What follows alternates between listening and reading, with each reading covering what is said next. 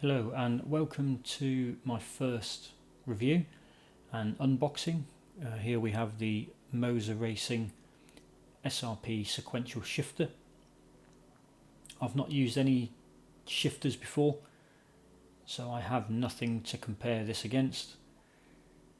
And this did cost £105, so I'm from the UK, so it's £105.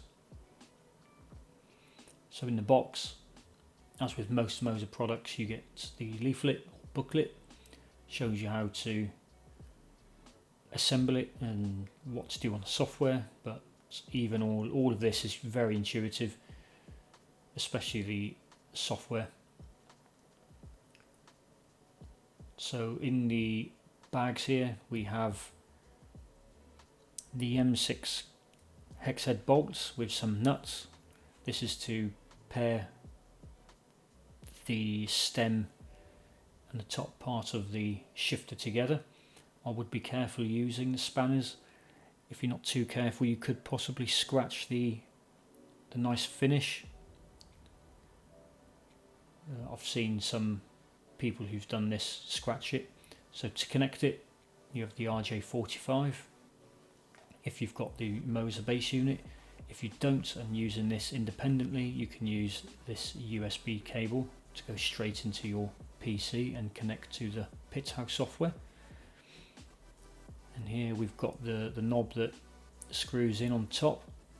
This is very well made. It's like a light knurling, and then a couple of rings machined out. Again, like a black anodization. It's a nice weight, nice feel. It feels like you're getting your money's worth from this. And then we have the main base unit, and as Moza explains or stresses, it's an all metal construction, and they say it's crafted from aerospace grade aluminium or aluminium alloy. It's using CNC high gloss cutting technology, but yeah, this does feel like quality. It feels like, from the little knowledge I do have, it feels like you're getting your £100 worth from the feel of it.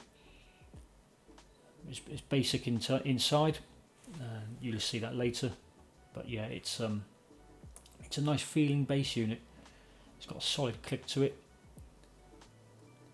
A couple of buttons on the bottom which you can map to whatever you want. And here's an overview of everything that you get in the box.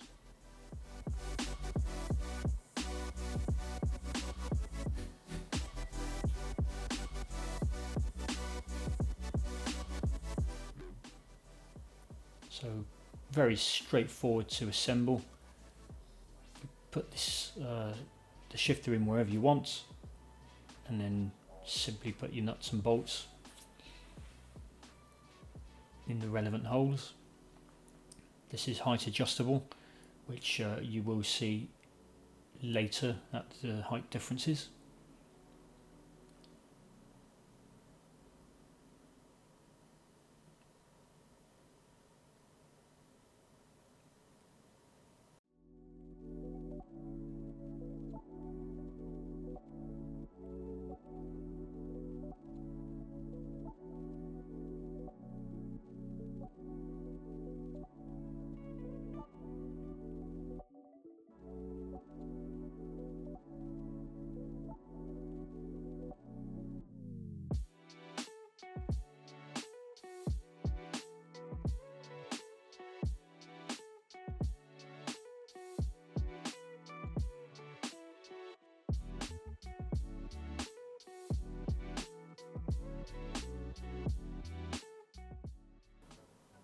And on the side here you've got a couple of grub screws on either side, or one grub screw on each side, sorry, and this can adjust the tension of how it clicks, so there's a bit more resistance. If you do them up too much, the shifter will not return back to its middle position.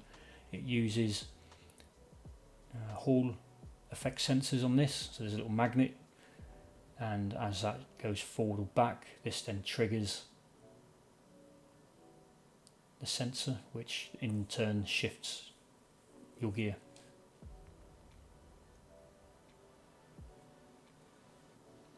So this is at its shortest point. It's approximately 320 millimeters, and when extended it's about 3 holes, so you'll get in about 370 millimeters at its full height. Here I decided to tear this down so you can see how it's constructed inside. There's not a lot to it.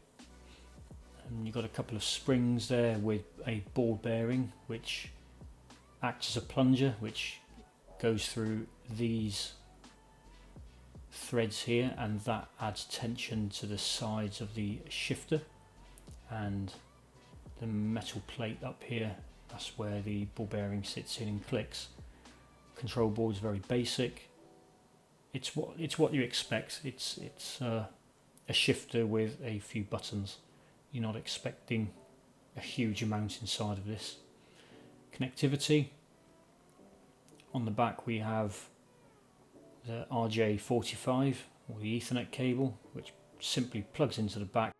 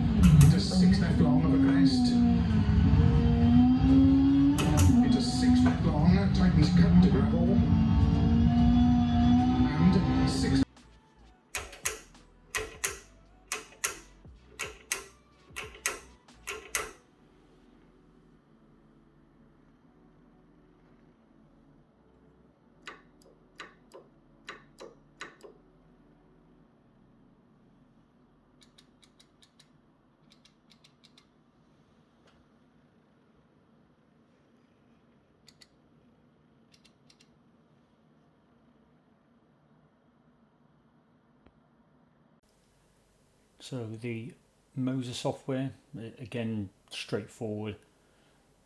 Once you've connected it, you can verify everything's working, and then you can assign these buttons via the software on the game.